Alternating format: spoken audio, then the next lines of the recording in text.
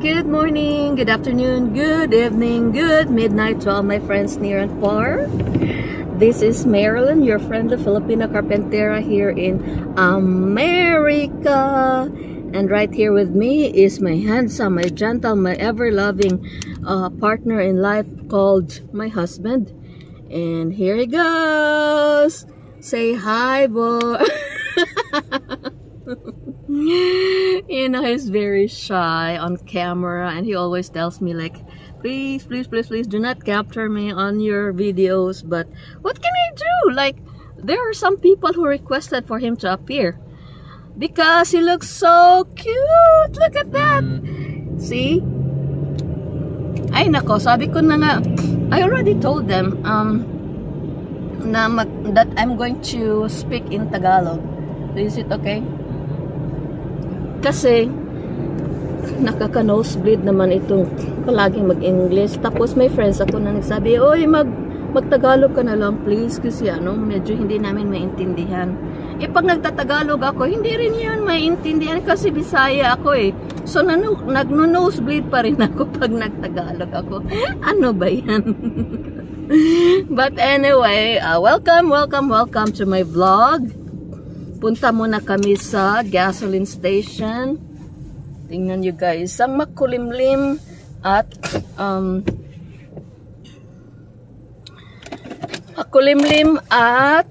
malamig na gabi sa inyong lahat.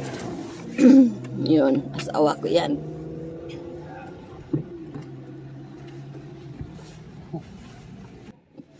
Okay, ngayong gabi pupunta kami sa aming renovation house. It's been a while na pumunta ako dun kasi ang lamig talaga dito sa mundo namin na tinatawag na United States of America.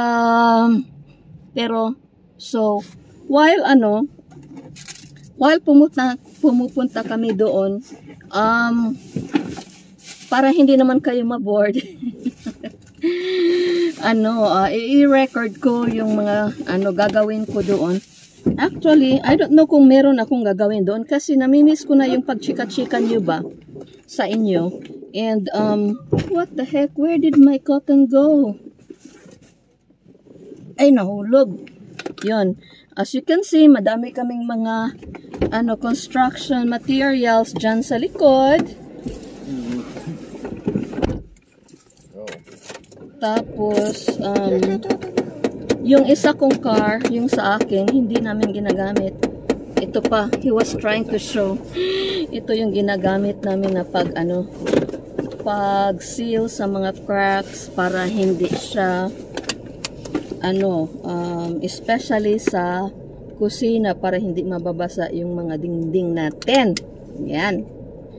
So, guys, may ichichika ako sa inyo. Yung ichichika ko sa inyo is hindi masyadong magandang balita. But before that, magme-makeup muna ako. Tanggalin ko muna itong super hat ko. Kasi, diba sino siguro ang nakakaalam sa inyo na ang dami naming pusa. Tapos, and they are the loves of our lives, my husband and I, because we don't have children, wala kaming anak.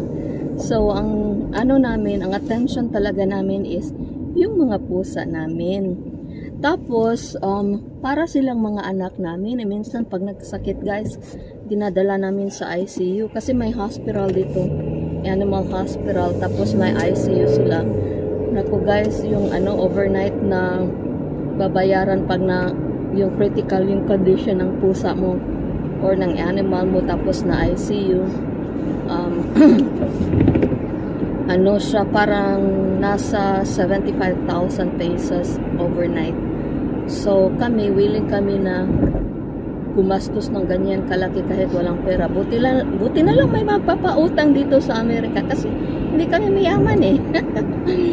But anyway, so yun, we are willing. In fact, we have already, how many cats? Probably four cats na dinala namin sa ICU. Kaya kung sa atin pa siguro balong-balong na bahay na yun.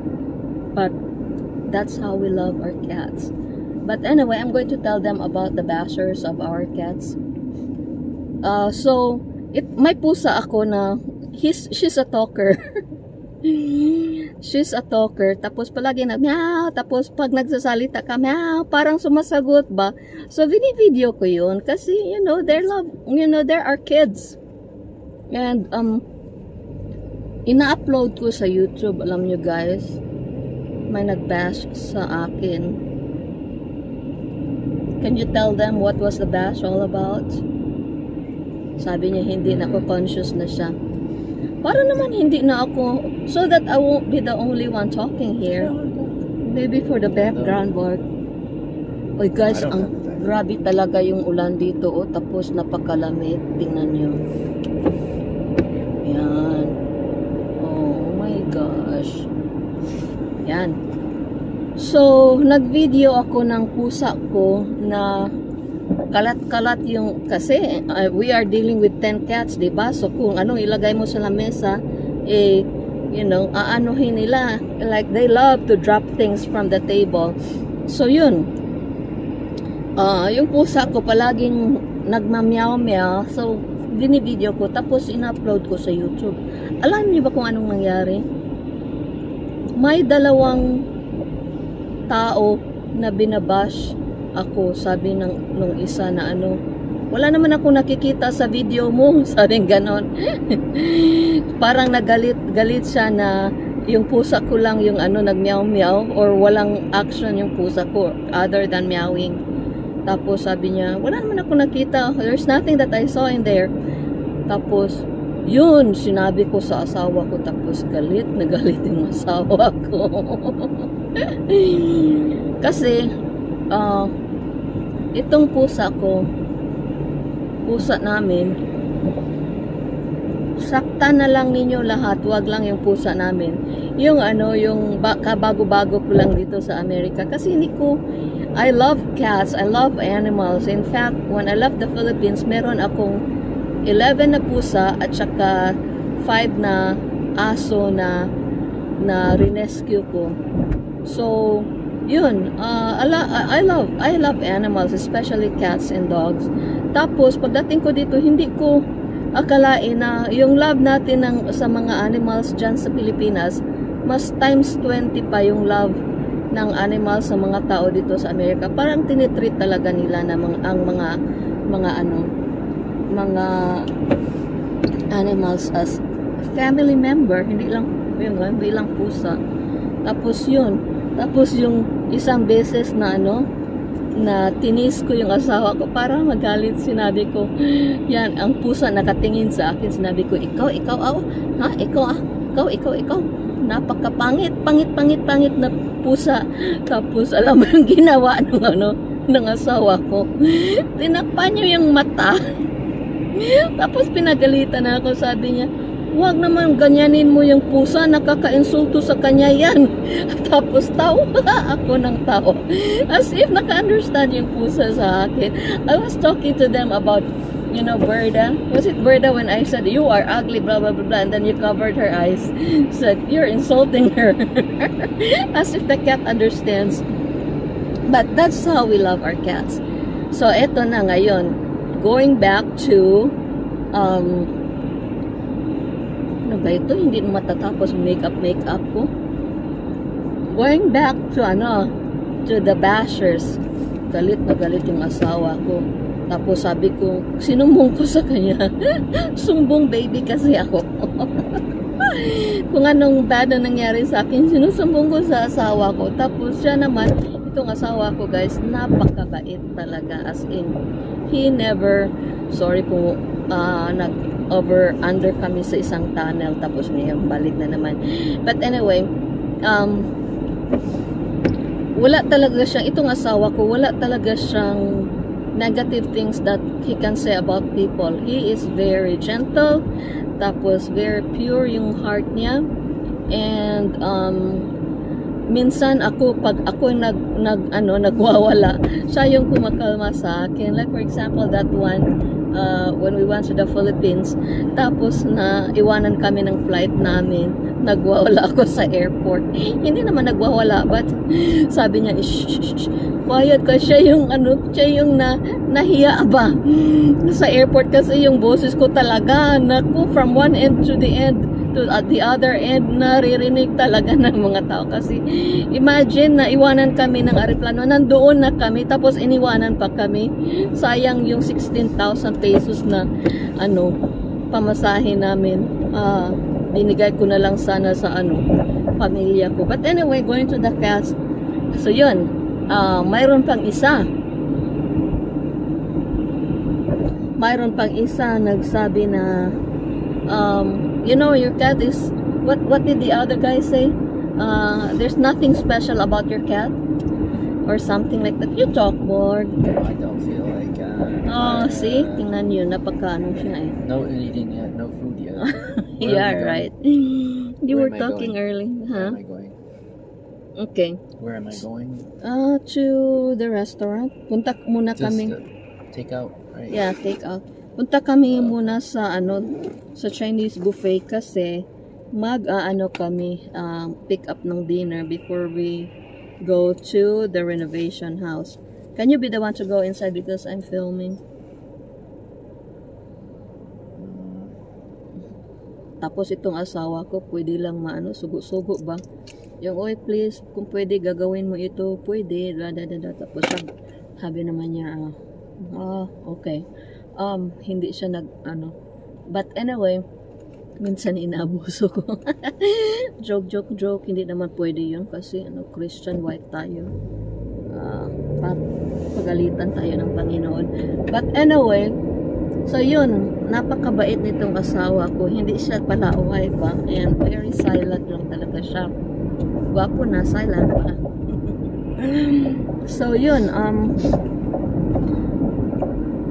sabi ng isang tao na there's nothing special about your cat or to that effect. Naku, hindi ko alam na pala, if you can look, it's on my YouTube channel. If you can look, nandyan yan yung mga comments niya. Hindi ko alam, nag-comment pala siya.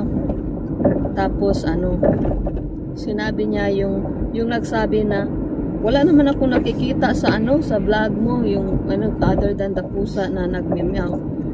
Tapos sabi ng asawa ko,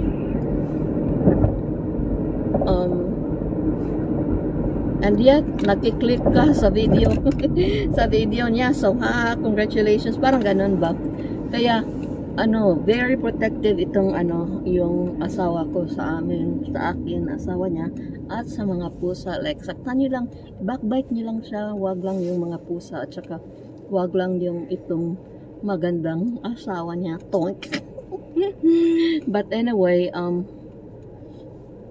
so yun, what do you call this one? Tapos yung nagsabi na your cat is not special. Tapos parang nagalit ako doon, kaya sinabi ko, and you are, para ka namang sinong maka-astap ng pusa, kahit pusa yan, mga anak namin yan. Kaya wag niyong aawayin yung mga pusa namin kasi mga anak namin yan. Lalabas si Tiger at saka si Lion, si Mamshi at saka si Papshi. Tapos sinabi ng asawa niya, galit siya. Sabi niya, what was your response again on that? Naku, tingnan mo your comments not special or something. Yeah. See, it's very dark. So your cat, there's nothing special about your cat or something to that effect. Tapos sabi ng asawa ko, yung comment mo din hindi special. Pumapatol siya sa umaaway na pusa namin. You might think na ang babaw ng mga kaligayahan ng mga taong ito. Yeah, napakababaw talaga kasi love namin yung pusa namin. Sila yung mga anak namin. Kaya mawala ng lahat. Mawala na ang lahat. Wag lang yung pusa namin. At saka Kasi 'di ba, dito sa Amerika iba kasi yung paglalove ng mga tao sa kanilang mga animals. Minsan nga yung iba ay magdi-divorce na, right? There are some people who are at the verge of divorce, but they have cats or dogs, and they don't want the cats or the dogs to get stressed of somebody, one of them, you know, missing in action. So yun, they decide not to divorce, right? Oh. Yan. So, yun ang kwento-kwento ko sa inyo na ano, minsan nga yung may isang billionaire dito sa Amerika. Sorry. What was that? Forgot where I was. Sorry. May isang Haven't been through here. mayaman talaga, tapos matanda na siya. Tapos ano, namatay siya. Alam niyo ba kung anong ginawa niya? Wala kasi siyang will. Wala kasi siyang mga anak. So, yun, yung kayamanan niya, iniwan niya sa pusa niya. Isn't that amazing? Like, you know, dito kasi sa Amerika, kahit na may anak ka, pagdating ng 18 years old ng anak mo, obligatory na yan na lalabas, dapat aalis na sila sa bahay kasi matanda na sila. So age of 18 is considered here. Oh, nahulog.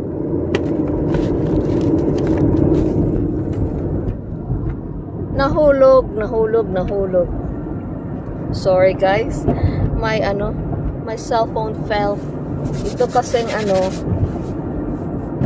stationary lang kasi ito eh, yung holder ko. So yun, going back to my story, kahit na may mga anak yung mga tao dito, pagdating ng 18 years old, umaalis na yung mga anak.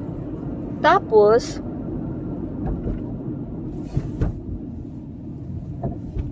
sasabihin nyo, ba't ka naman nagme-makeup? Ipupunta ka lang sa construction site. Alam nyo naman, hindi ako masyadong ma-makeup na tao pag nasa construction site lang naman, di ba? Pero feel ko tonight, kasi mag-uusap ako sa inyo. Ano ba yun? I will talk to you guys. Mag-uusap ako sa inyo, so magme-makeup ako kasi feel ko. Very important people kasi kayo. Joke. Yeah, that's true. Like, para naman may ka-appeal tong pagmamukha ng ka-expat niyo. Tapos, pagdating ko sa renovation mamaya, ipapakita ko sa inyo, lilinisin ko yung Keurig coffee maker ko. And then I will show you how to make a coffee using the Keurig coffee maker. So yun. But anyway, going back to the story, to make the story short, no, hindi short siya, pero malapit na matapos. Going back to the story, yung mga anak nila doon umaalis na, tapos,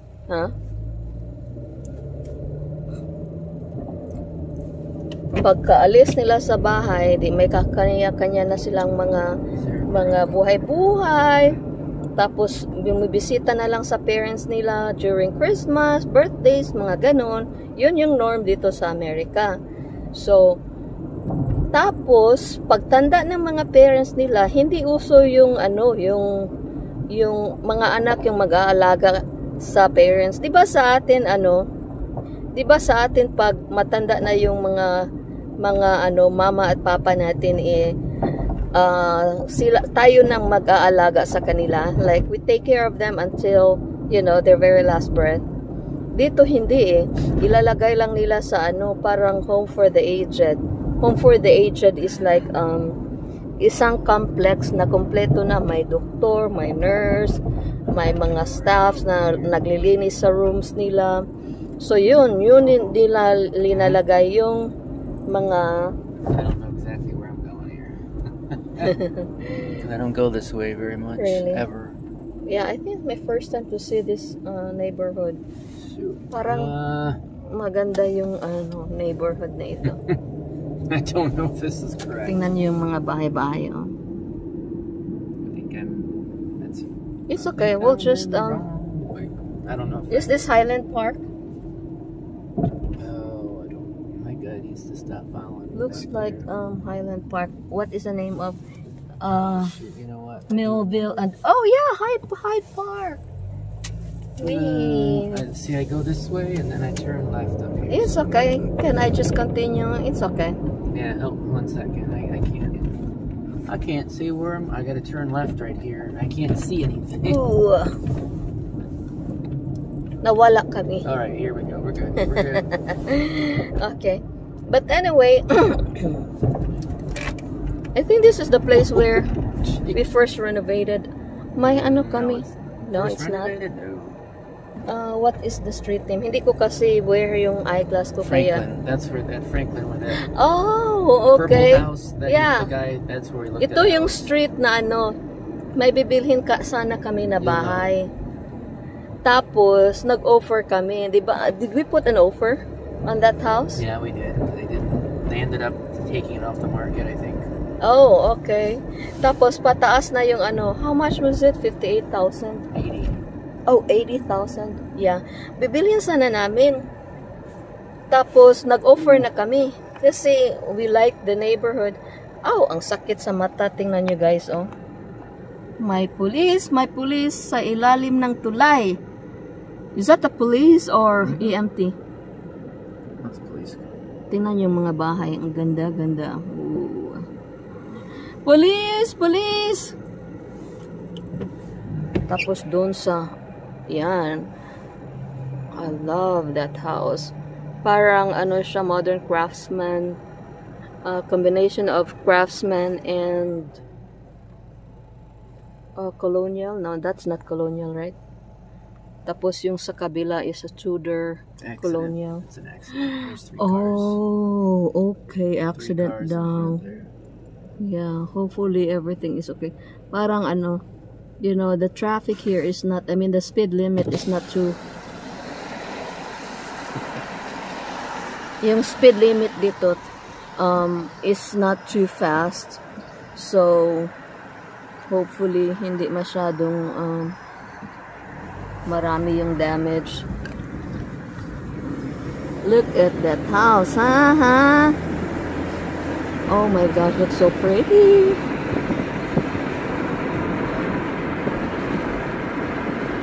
Yan. Yan yung mga bahay-bahay dito na. So, this is the neighborhood where we wanted to buy a house tapos renovate namin. Medyo may pagkamahalan, $80,000. But, siya parang, did the owner change his mind?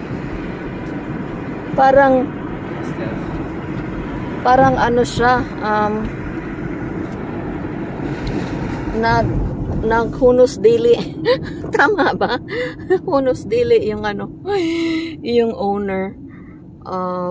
The owner changed his mind, in other words, tapos hindi na niya bininta. Sayang kasi napakaganda ng foundation. It was really a decent, decent house in a good neighborhood. But anyway, so, talk tayo sa mga senior citizen, about senior citizen dito. So, yun, tumatanda na yung mga parents nila dito, tapos, binibisita na lang nila, sometimes, pumupunta sa ibang